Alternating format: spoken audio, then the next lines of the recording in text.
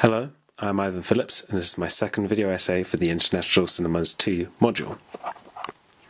The cultural identity of the international can be seen in the way that they identify with their borders, as well as the ebb and flow of migrants and nationals within those societies. Welcome to the virtual natural history. Through three examples, I will examine how narrative and mise-en-scène tell unique and important stories within international cinema.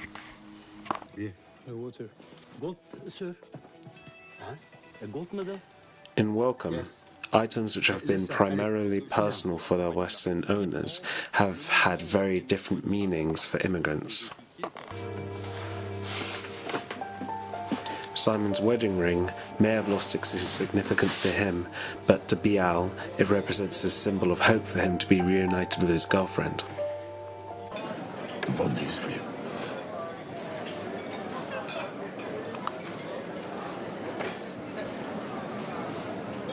It's an old ring, very old. Diamonds and sapphire.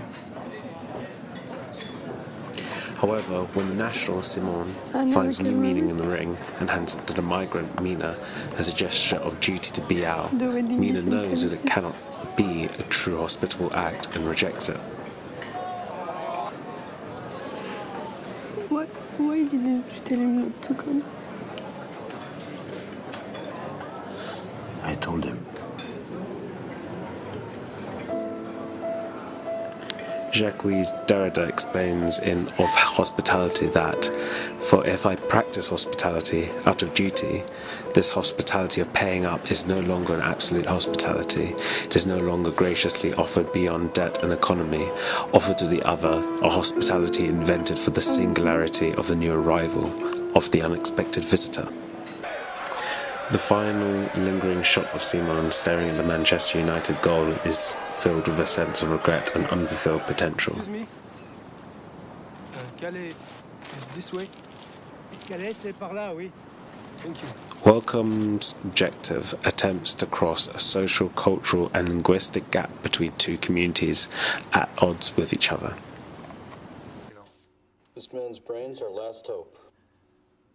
His brain? The host is a monster movie which contains many Frankenstein tropes of Hollywood cinema, but also has a unique commentary about culture and society in South Korea. Exactly what are you talking about? You don't know about this? The film's riverside setting could be argued to draw allusions to films such as Jaws.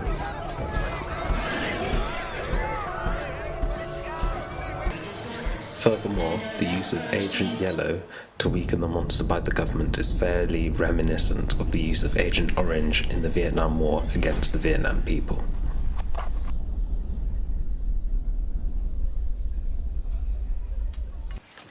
The narrative follows a determined but doomed rescue attempt by a family to retrieve their youngest member.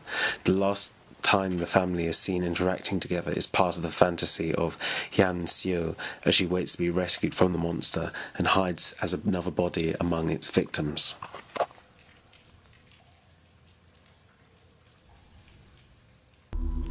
Finally, Pumzi's thematic identity is centered around changing the preconceptualized notions of Kenyan culture and identity through African futurism.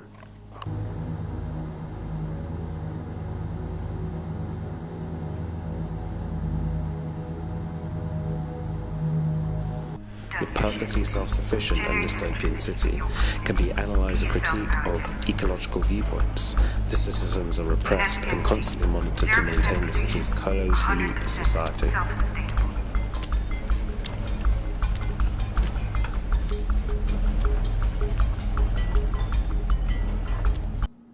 The second vision, being initiated through tactile contact, is important to note, as the seeds provide more communicational satisfaction than many of the wordless people around her can afford to give. The sacrifice that Hashem makes to grow the tree can be understood as an expansion of nature. No longer in a closed loop, the tree has a chance to grow and flourish, even in a harsh desert. While it would be easy to class the example films as just tragedies, I believe that there is a meaningful choice behind the negative ends the heroes of the stories find themselves subjected to. These representations of protagonists' journeys are unusual and exclusively to their cultural and societal backgrounds. Thanks for listening, and goodbye.